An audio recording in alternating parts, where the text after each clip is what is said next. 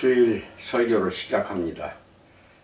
제목은 날마다 우리는 선악과 앞에 서 있다는 사실을 잊지 말자는 겁니다. 마가복음 10장 18절에 내가 어찌하여 나를 선하다 일컫느냐, 하나님 한 분 외에는 선한 이가 없느니라 하고 예수님이 하시는 그 말씀이 나옵니다. 심지어 예수님한테도 선하다 하지 말라는 뜻이거든요. 선한 사람은 하나님 한 분 외에는 없다는 겁니다. 토저라는 목사가 이런 말을 합니다. 우주의 모든 것은 하나님의 본성과 일치하는 만큼만 선하고 그렇지 못할 때는 악하다라고 말하고 있습니다. 참으로 깊은 뜻이 있네요. 하나님 본성과 일치하는 만큼만 선합니다. 나머지 일치하지 않았을 때에는 전부가 그게 악하다 이렇게 말하고 있습니다. 선과 악, 우리는 모두 그 차이를 잘 알고 있습니다. 태어나면서부터 무엇이 옳고 그른지를 본능적으로 다 알고 있지 않았습니까? 다 알고 있습니다. 마음을 따뜻하게 하는 영화라든지 문학작품, 다큐멘터리, TV 프로그램은 인류의 선을 강조한 것들이 대부분입니다. 악이 선을 이기는 이야기가 큰 인기를 끈 적이 과연 있었는지 모르겠습니다. 악이 선을 이기는 것은 인기가 없죠. 누가 그것을 보려고 하질 않습니다. 우리는 모두 선한 사람이 역경을 헤쳐나가는 것을 보면서 자라왔습니다. 종종 끝까지 상황이 그들에게 불리하게 돌아가 패배하기 일보 직전까지 갔다가 갑자기 우리의 주인공은 돌파구를 찾아 마침내 승리하거나 정의를 이루는 것으로 끝이 납니다. 우리는 이런 결말을 당연히 기대하고 박수를 보냅니다. 항상 선이 승리하기를 바랍니다. 왜냐하면 결국 하나님은 선한 편에 서시기 때문입니다. 그런데 정말 그럴까요? 미국의 어느 목사가 하는 이야기를 전해드립니다. 최근에 텔레비전 프로그램 제작사들이 변신을 다루는 리얼리티 프로그램을 선보이며 유행을 일으켰다. 그 감동은 생활고에 시달리는 가족의 집을 고쳐주는 것으로 시작을 했다. 우리는 텔레비전 앞에 앉아서 형편이 어려운 자들을 위해 봉사하는 이들의 기쁨과 관대함을 감탄의 눈으로 바라보고 있다. 그리고 가난한 가족이 베일에 쌓여있던 자신의 개조된 집의 문을 열고 들어가는 절정의 순간에 깜짝 놀라며 눈물을 터뜨릴 것을 기대합니다. 그 후에는 비만과 싸우는 소위 루저들이 몸무게를 엄청나게 감량하도록 도와주는 프로그램이 나왔고, 세련된 옷과 헤어스타일과 화장 등으로 변신을 돕는 프로그램도 등장을 합니다. 곧이어 연예인들이 그 유행에 동참하고 유명한 예술가들이 자신의 목소리나 댄스 실력을 선보일 기회를 갖지 못했던 사람들을 위해서 길을 열어주는 것이 나옵니다. 우리는 무명의 지원자들이 하룻밤 사이에 엄청난 스타가 되는 기회를 얻는 것을 지켜보며 응원합니다. 얼마나 친절하고 관대하고 호의적인가.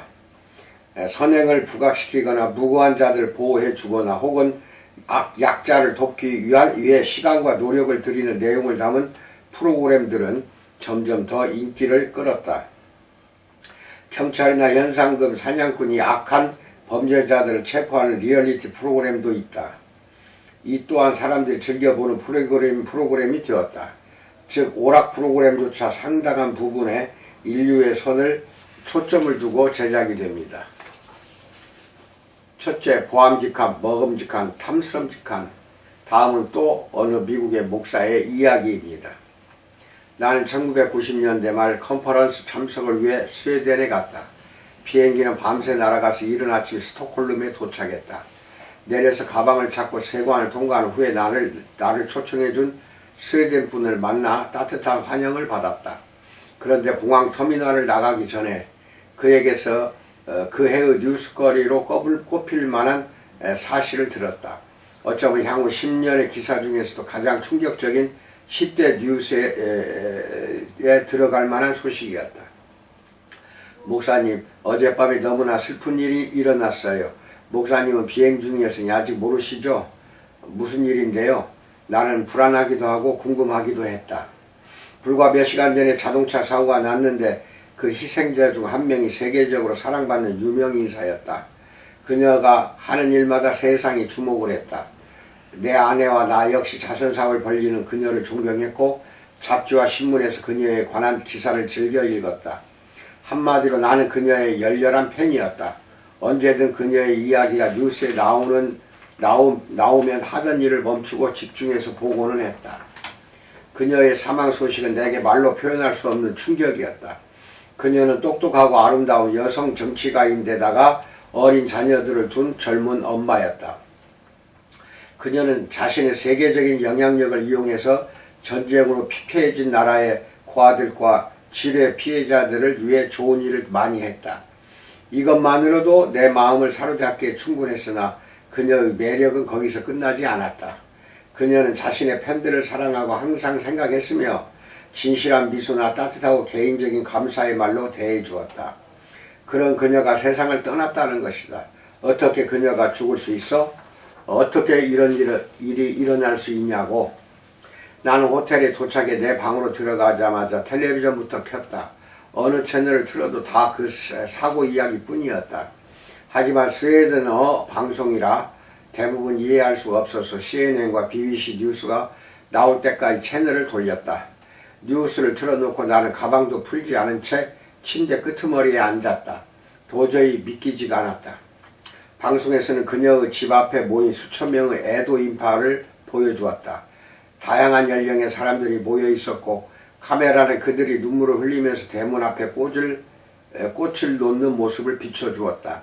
많은 사람이 서로 부둥켜 안거나 옹기종기 모여서 함께 기도하고 있었다. 온 세상이 충격에 빠졌다. 그날부터 이후 4일 동안 이 비극은 전세계 대부분의 신문 일면을 장식했다. 그 사건에 관한 보도, 수사 내용, 가족의 반응, 그리고 장례식 소식이 연일 보도되었다. 국가 원수들, 세계 지도자들, 수백 명의 유명 인사들이 그녀의 추도식에 참여했다. 텔레비전 역사상 가장 많은 사람이 시청한 사건 중 하나였다. 스톡홀름에서의 첫날 나는 호텔방에서 그렇게 몇 시간 동안 슬퍼했으나 그 와중에도 곧 있을 저녁 예배를 준비해야 했다. 내 마음은 계속 여러 질문들을 헤매고 있었고 그녀를 죽음에 이르게 한 그 무의미한 사건에 대한 분노가 일어나서 힘이 들었다. 하지만 슬픔과 더불어 한 가지 상충되는 불편한 생각이 자꾸 모습을 드러내려고 했다. 그 생각을 떨쳐버리려 했으나 그럴 수가 없었다. 몇 시간 동안 나는 감정과 영의 불화를 느끼다가 마침내 무릎을 꿇고 앉아 기도했다. 아버지, 저는 그녀의 죽음이 너무나 슬픕니다. 하지만 제 마음속에 이렇게 슬퍼하는 것이 무언가 잘못된 것이라는 느낌이 동시에 듭니다. 어찌된 일일까요? 다이애나 왕세자 비의 죽음을 듣는 즉시 나는 마음속 깊은 곳에서 이 음성을 들었다. 요한계시록 18장을 읽어라. 나는 계시록 18장에 무슨 내용이 있는지 몰랐다. 그래서 급히 성경을 펼쳐서 읽었다. 7절에 이르렀을 때 심장이 두근거리기 시작했다. 요한계시록 18장 7절로 9절 말씀입니다. 그가 얼마나 자기를 영화롭게 하였으며 사치하였든지 그만큼 고통과 애통함으로 갚아주라. 그가 마음에 말하기를 나는 여왕으로 앉은 자요 과부가 아니라 결단코 애통함을 당하지 아니하리라 하니 그러므로 하루 동안에 그 재앙들이 이르리니 곧 사망과 애통함과 흉년이라. 그가 또한 불에 살려지리니 그를 심판하신 주 하나님은 강하신 자이시니라. 그와 함께 음행하고 사치하면 땅의 왕들이 그가 불타는 연기를 보고 위하여 울고 가슴을 치며 이런 말씀이 나옵니다. 나는 혼란스러웠다. 이 구절에서 묘사하는 여자의 지금 갑작스런 죽음으로 많은 이들의 진심 어린 애도 대상이 된 그녀 사이에 분명 유사한 점들이 있었다. 마치 얼음을 한 동이가 내 얼굴에 확 끼얹어진 것 같았다. 너무나 놀랍고 당황스러웠다. 어떻게 이런 성경 구절을 이 자애로운 유명인사에게 적응할 수 있다는 말인가? 중요한 사실은 사도 요한이 이 구절에서 어떤 개인을 가리키며 한 말이 아니라는 것이다. 이 구절은 우리 타락한 세상에 만연한 어떤 정신을 꼬집는 말씀이다. 하지만 현재 상황과 유사한 점이 충분히 있었고 하나님의 성령이 이 말씀을 통해 내 인식에 한 가지 변화를 일으켰다. 당신에게도 하나님이 성경의 이야기를 통해 개인적인 경험에 대해 다른 관점으로 말씀하신 적이 있는가? 그때 내게 일어난 일이 바로 그 경우였다. 예수님이 부자 청년을 다루신 것과 비슷한 방법으로 성령님은 내가 선을 판단하는 방법에 대해서 도전하셨다. 하나님이 내게 보여주시는 것을 깨닫고 나는 큰 소리로 항의했다. 하나님, 어떻게 이 구절이 그녀와 관련이 있을 수 있습니까? 그녀는 지뢰 피해자들과 고아들에게 온갖 인도주의적인 자비를 베풀었고, 그녀는 권위에 저항했고 간음한 것을 세상에 과시했다 라고 주님은 말씀하셨다. 그녀는 나에게 복종하지 않았다. 나는 여전히 믿지 못하는 마음으로 다시 항의했다. 하지만 그녀가 인류를 위해 행한 모든 선한 일은요, 그때 성령이 이렇게 말씀하셨다. 아들아, 하와의 마음이 이끌린 것은 선악을 알게 하는 나무의 악한 면이 아니라 좋은 면이었단다. 내 마음에 분명히 들려온 이 말씀에 그 자리에 얼어붙은 듯 멍하니 있었다. 몇 분 후에 정신을 차리고 창세기 3장을 펼쳐 내가 들은 내용을 확인해 보았다. 창세기 3장 6절 말씀. 여자가 그 나무를 본즉 먹음직도 하고 보안직도 하고 지혜롭게 할 만큼 탐스럽기도 한 나무인지라 여자가 그 열매를 따먹고, 이렇게 나옵니다. 나는 먹음직, 보암직, 지혜롭게 탐스럽기도 한 이라는 단어를 보고 입이 딱 벌어졌다. 그때 하나님의 영이 이렇게 말씀하셨다. 나에게 속하지 않은 선도 있단다. 그것은 내게 복종하지 않는다. 두 번째, 선과 악 겉으로 구별할 수 없다는 것입니다. 나는 그 자리에 앉아 내가 듣고 읽은 내용을 잘 생각해 보았다. 하나님의 말씀이 나를 드러내고 바로잡아 주었다. 선에 대한 내 기준은 분명 하나님의 기준과 달랐다. 하나님은 계속해서 내 마음에 말씀하셨다. 대부분의 선한 사람들, 특히 그리스도인들은 성적인 음란함이나 노골적으로 반항적인 기사를 어두운 음악이라든지 자신의 콘서트에서 사탄 숭배를 과시하는 록스타들, 연쇄살인자, 중절도죄 등 노골적으로 악한 행위에는 이끌리지 않는다는 것을 보여주셨다. 사람들은 대부분 옳고 좋고 지혜롭게 보이지만 하나님의 지혜와 반대되는 행위에 속고 마음이 이끌립니다. 잠언 14장 12절 말씀입니다. 어떤 길은 사람이 보기에 바르나 필경은 사막의 길이니라. 필경은 사막의 길이니라. 많은 그리스도인들이 이 말씀에 자세히 주의를 기울이지 않습니다. 그들은 나는 구원받았고 천국을 향해 가고 있고 영생을 누릴 거야 라고 생각하기 때문입니다. 그들이 생각하기에 위 말씀은 믿지 않는 자에게나 적용되는 것으로 압니다. 성경은 생명의 길과 사망의 길에 대해 자주 이야기합니다. 하나님은 하나님께 속하지 않은 자들이 아니라 그분의 자녀들에게 이렇게 선언하십니다. 보라, 내가 너희 앞에 생명의 길과 사망의 길을 두었노라. 예레미야서 21장 8절 말씀입니다. 생명의 길과 사망의 길 두 가지가 내 앞에 주어졌다는 겁니다. 여기서 길은 우리가 의지하고 살아가는 지혜를 뜻합니다. 성경 전체에 걸쳐 이 단어를 자주 볼 것입니다. 예수님은 그것을 다음과 같이 표현하십니다. 마태복음 7장 13, 14절 말씀. 좁은 문으로 들어가라. 멸망으로 인도하는 문은 크고 그 길이 넓어 그리로 들어가는 자가 많고 생명으로 인도하는 문은 좁고 길이 협착하여 찾는 자가 적음이라. 예수님이 여기서 오로지 영생에 대해서만 말씀하시는 것일까요? 하나님은 에덴 동산 중앙에 생명나무를 두셨습니다. 그것은 하나님의 생명의 길이고 그분의 지혜를 나타냅니다. 또한 동산의 또 다른 중요한 나무는 선악을 알게 하는 나무라고 불렀습니다. 이 나무는 사망의 길을 나타내고 하나님을 떠난 인간의 지혜를 의미하는 나무입니다. 그 열매를 먹는 것은 단지 아담과 하와의 사후 세계에만 영향을 미치지 않았습니다. 당장 그들에게 영향을 끼쳤습니다. 아담과 하와가 어리석은 행동을 하기 전에는 아무 제지를 받지 않았고 열매가 풍성했고 건강했고 하려고 하는 일마다 성공했습니다. 하지만 금지된 나무 열매를 먹고 나니 삶이 매우 고달파졌습니다. 질병이라든지 결핍, 스트레스가 가득한 노역이라든지 전에 알지 못했던 어려움 때문에 괴로워졌습니다. 사망의 길에 이제는 들어선 것입니다. 하지만 하나님은 구원자십니다.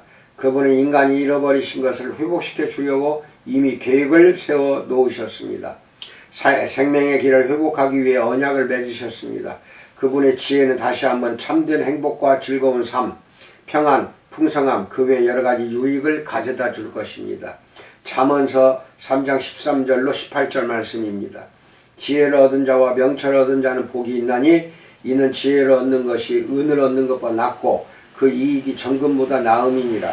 지혜는 진주보다 귀하니 네가 사모하는 모든 것으로도 이에 비교할 수 없도다. 그의 오른손에는 장수가 있고 그의 왼손에는 부귀가 있나니 그 길은 즐거운 길이요 그의 지름길은 다 평강이니라. 지혜는 그 얻은 자에게 생명나무라. 지혜를 가진 자는 복되도다. 이렇게 말합니다. 성경은 우리 삶에 적용되는 하나님의 지혜가 열매 맺는 삶, 생산성, 성공, 장수, 마음의 평안, 명예를 가져다 준다는 것을 보여줍니다. 나무는 다른 사람들도 공유하는 것입니다. 이 성경 말씀에 따르면 생명의 길, 즉 지혜를 따를 때 우리는 생명나무가 된다는 것입니다. 생명나무는 그 열매를 함께 나누는 사람들에게 영향을 공급하는 근원이 됩니다. 그런데 그 반대 역시 사실입니다. 우리가 인간의 지혜를 따라 살면 해로운 나무가 되고 우리의 생산물을 함께 나누는 자들은 노역이나 스트레스, 비생산성, 질병, 이기심 그 밖에 영적 죽음의 다른 부산물들을 경험할 것입니다. 잠언 14장 12절로 돌아가 봅시다. 신자든 비신자든 누구에게나 옳게 보이는 길이 있습니다. 그것은 옳고 지혜롭고 유익하고 전략적이고 만족스럽고 이득이 되는 것처럼 보입니다. 하지만 말씀의 경고는 분명합니다. 보기에 좋은 것이 사실은 해롭고 비생산적인 사망의 길일 수 있다는 것입니다. 히브리서 기자는 신자들에게 정신이 번쩍 들도록 권면합니다. 히브리서 5장 11절로 12절 14절 말씀입니다. 멜기세덱에 관하여는 우리가 할 말이 많으나 너희가 듣는 것이 두나무로 설명하기 어려우니라. 때가 오래되었으므로 너희가 마땅히 선생이 되었을 터인데 너희가 다시 하나님의 말씀의 초보에 대하여 누구에게서 가르침을 받아야 할 처지이니 단단한 음식은 못 먹고 젖이나 먹어야 할 자가 되었도다. 단단한 음식은 장성한 자의 것이니 그들은 지각을 사용함으로 연단을 받아 선악을 분별하는 자들이다. 이렇게 나옵니다. 참으로 선한 것과 악한 것을 밝히는 데 있어 분별력이 매우 중요합니다. 다시 말해서 참으로 선한 것은 항상 우리의 자연적인 생각이나 추론이나 감각으로 명백히 알 수 있는 것이 아닙니다. 당신이 이렇게 물을지도 모릅니다. 히브리서 기자는 우리 지각이 그 차이를 분별할 수 있도록 연단을 받을 수 있다고 말하지 않았습니까? 물론 그렇습니다. 하지만 그는 어떤 지각을 말하는 것일까요? 11절을 보면 듣는 것이 둔한 그리스도인들을 향한 메시지임이 분명합니다. 그가 말하는 듣는 것은 우리 마음속에서 하나님의 음성을 들을 수 있는 능력을 뜻합니다. 예수님은 항상 귀 있는 자는 들을지어다 하고 마태복음 11장 15절 이와 같은 말씀을 많이 하고 가르치셨습니다. 실제로 이 가르침을 받은 모든 이가 육체적인 귀를 가지고 있었지만 모든 사람이 하나님 말씀을 듣고 어떤 것이 그들의 삶을 위한 최선인지 분별할 수 있는 마음을 갖고 있지는 않았던 것입니다. 선과 악이 항상 표면적으로 구별할 수 없습니다. 솔로몬은 이렇게 기도합니다. 누가 주의 이 많은 백성을 재판할 수 있사오리까? 듣는 마음을 종에게 주사 주의 백성을 재판하여 선악을 분별하게 하옵소서. 하나님이 말씀하시는 선과 악을 분별하려면 깨우치고 연단된 마음이 필요합니다. 하와는 모든 면에서 완벽했고 그녀가 사는 동산에서는 하나님의 임재가 매우 강력했습니다. 그런데도 하와가 먹음직하고 보암직하고 지혜롭게 할 만큼 탐스럽다고 판단한 것이 사실은 악하고 그녀의 삶에 해로운 것이었다는 겁니다. 하와는 속았고 그래서 큰 고통과 상실을 겪었습니다. 이것이 우리를 이 설교의 목적으로 이끕니다. 성경 말씀과 성령의 도우심으로 당신의 삶을 위해 좋은 것과 궁극적으로 해가 되는 것 차이를 보여주고자 합니다. 완벽한 환경에 살았던 하와도 속임을 당했다고 한다면 불완전하고 부패하고 편향된 사회에 살고 있는 우리는 얼마나 더 쉽게 속아서 넘어가겠습니까? 항상 오늘 또 여러분이나 내 앞에는 날마다 선악과 앞에 서 있다는 것, 매 순간 매 시간이 항상 선악과 앞에 서 있다는 것입니다. 이래서 선악과를 참 보암직도 하고 먹음직도 하고 탐스럽게 할 만큼 지혜롭게 할 만큼 탐스럽기도 하다. 이런 것은 보기에 좋은 거 이렇게 되겠죠. 이거는 우리가 선한 것이라고 볼 수가 없습니다. 다 그렇다는 건 아니지만 선한 것일수록 그렇게 선한 것이 아닐수록 보안짓도 하고 범짓도 하고 지혜롭게 탐스럽기도 한 그러한 것들이 많다는 것입니다. 참으로 우리가 선악을 분별하는 능력을 달라고 늘 하나님께 기도하는 여러분과 내가 되길 진심으로 축원드립니다.